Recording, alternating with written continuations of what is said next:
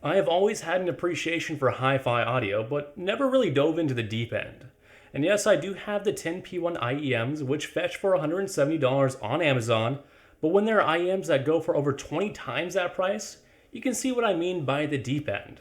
And I know the Sennheiser HD8XX is not even close to the top, despite even being $1,100. But what led me to the 8XXs? Well, I was looking to replace my daily drivers, the Sennheiser GSP670, since they were falling apart after less than a year of real daily use.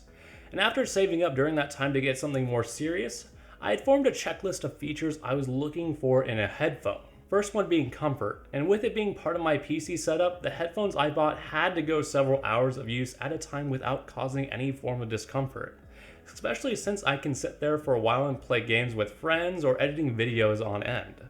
Second box I need to be hit is the Soundstage. Like I said before, I play a lot of video games on my PC with my friends, first-person shooters being one of the most common genres, so a headphone that can get me immersed in the environment with a lot of depth is a must. As for the final box that needed to be checked, something unique in terms of audio. This one may seem a bit weird, but hear me out. I understand where audiophiles come from wanting the most neutral and clearest headphones for their music. You want to get as close to the source material as you can, and I already get that with my aforementioned 10P1s. I know they're not the absolute best in that department, but I want something that gives me a different flavor. After looking around, I settled on the Sennheiser and Drop HD8XX. Now, I want to be honest, when I bought the 8XXs, they were on sale for $950. But that was more of a happy coincidence since they were near the top of my list anyways. After committing to the HD8XXs and buying them, they arrived in the mail. And by God, this box was massive. I thought there was going to be a lot packed into this box just by its sheer volume.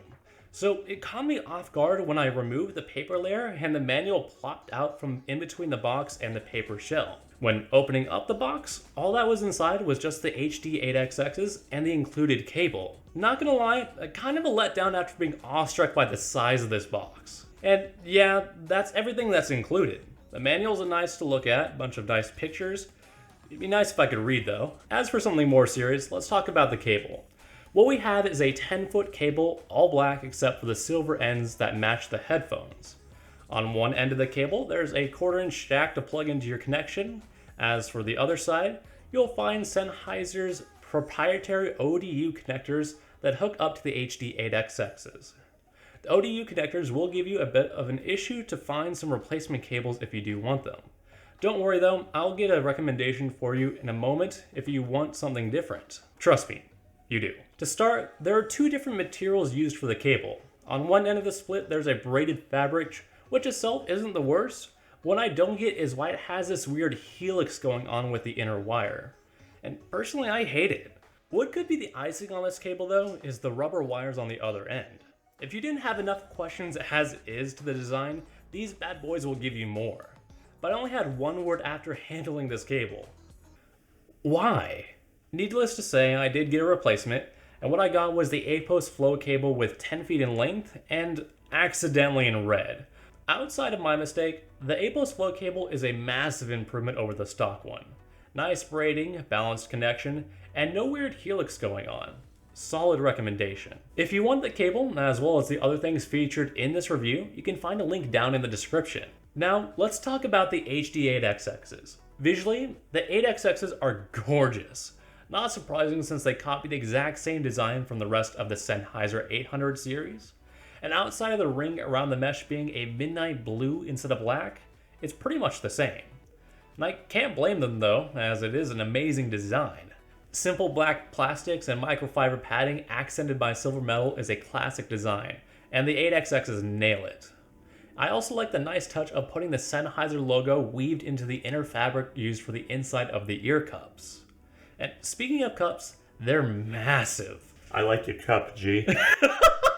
Speaking of cups, they're massive, which is interesting because they are big enough to actually rest on my jawline, but it isn't uncomfortable in the slightest.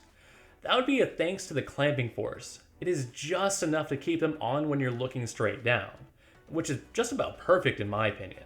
Couple that with how impressively light the 8XXs are, and you have headphones that will give you hours upon hours of use without any fatigue. The only issue that I have is once in a blue moon, the 8XXs would grab one of my hairs when I was taking them off of my head. This issue is solved simply by moving the cups around in a circular motion as I'm taking them off my head. It's pretty rare when it happens, but something worth noting. Outside of that one hiccup, I really have no complaints about comfort, and consider that first box checked. Now, before I dive into how the 8XXs sound, let's go over what I got to power them. To go along with these new headphones, I needed a DAC and an amp. Me being me, I wanted to get something that was both quality, as well as something that I would never need to replace, ever. With that mentality in mind, I opted to get the Shit Bifrost 2 for my DAC and the iFi iCan Pro for my amp. Now, some of you might notice that I have the signature variant of the iCan Pro. I really don't know what went wrong, but this is the one that arrived at my door. I can only assume that they sent the wrong one by mistake. Get it? iCan? Shut the fuck up. I know this equipment is some balls to the wall stuff, but I never plan on getting any other DAC or amp until pretty much they break. Enough time delaying things, time to talk about the audio quality of the Sennheiser HD8XXs. And first thing that caught my attention is this Soundstage. It's impressive in its size, just like the box these bad boys came in. Not only that, but it's accurate too.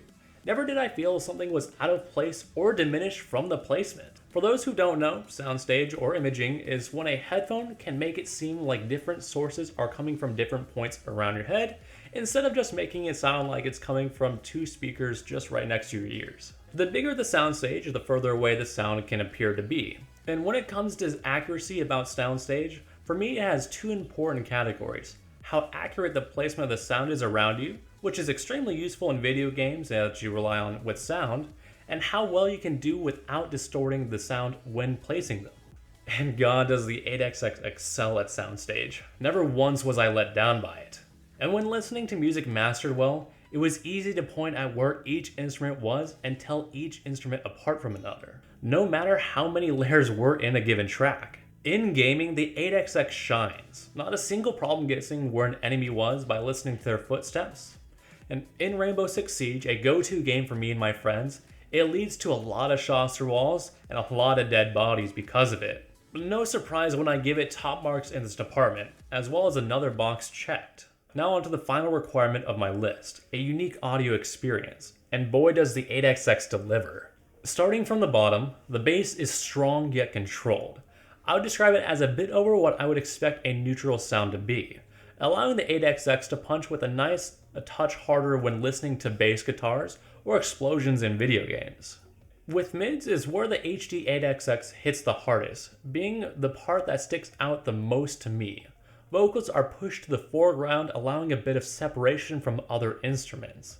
Even for songs that tend to have vocals blended into the track, it helps bring them forward.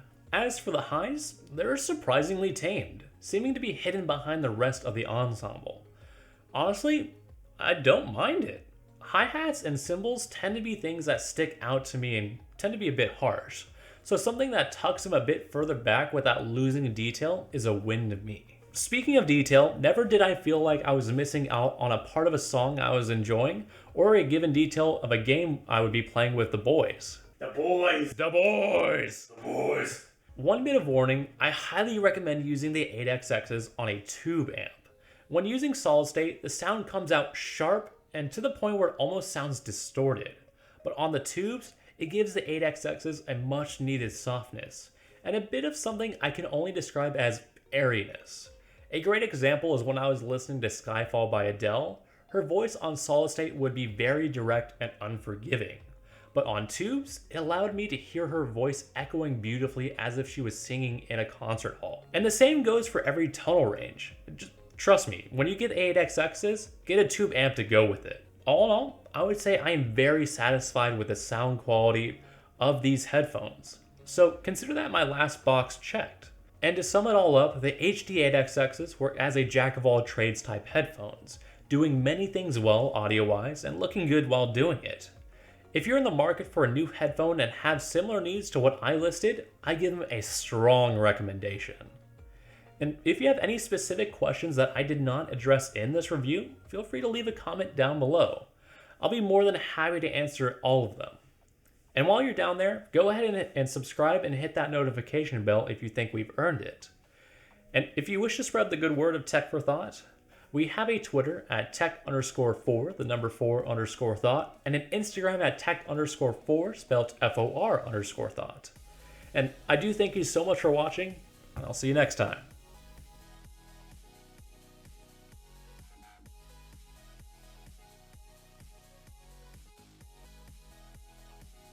Sean, whack his pee-pee.